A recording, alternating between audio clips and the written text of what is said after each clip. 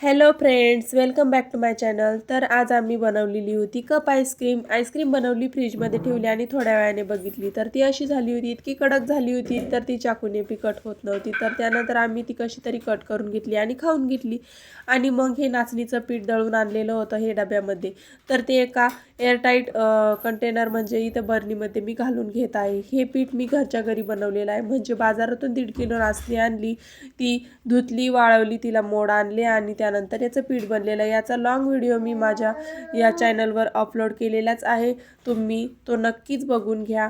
आणि हे लहान मुलासाठी म्हणजे 6 महिन्यानंतरच्या बाळासाठी आपण त्याची पेज करून घालतो ना, त्यासाठी हे अगदी उत्तम आहे घरच्या घरी बनवलेलं. चला, इकडे संध्याकाळच्या जेवणामध्ये बनवायची होती आम्हाला पनीरची भुर्जी, तर त्यासाठी बारीक असा कांदा मी कट करून घेतलेला आहे. इकडे मी शेगडीवर आज स्वयंपाक चालू केलेला आहे.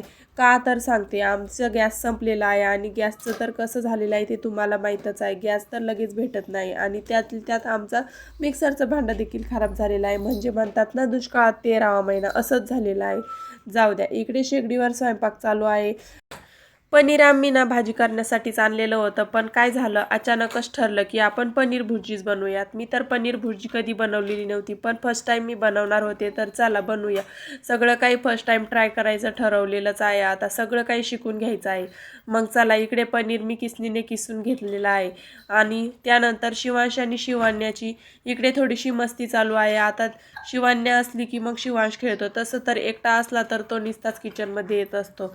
इकडे मी पनीर छान असे किसून घेतलेले आहे. त्यानंतर कांदा लालसर भाजलेला आहे. त्यानंतर मी कुटून घेतले तर मिरची आणि लसूणची पेस्ट त्यामध्ये घालून घेतली आणि थोडंसं मीठ देखील त्यामध्ये घालून घेतलेलं आहे.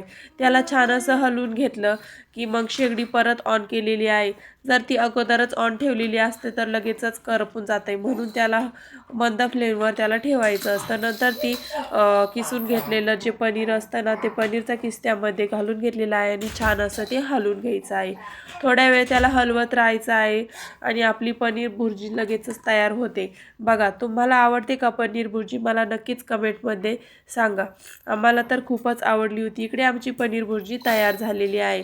त्यानंतर मी पोळ्या देखील करून घेतलेल्या आहे. आणि चला, तुम्ही जर आमच्या पेजवर नवीन असाल तर आमच्या पेजला नक्कीच लाईक अँड सबस्क्राईब करून घ्या. आणि चला तर भेटूया नेक्स्ट ब्लॉगमध्ये. बाय.